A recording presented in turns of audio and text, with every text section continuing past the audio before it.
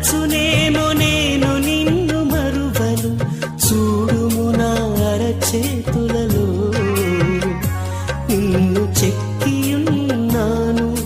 నీ పాదము తొట్టిల్లనీయను నేను, నిన్ను కాపాడువాడు కునుకడు నిదురపోడు అని చెప్పి వాగ్దానం చేసిన యేసయ్యా తల్లిలా లాలించును.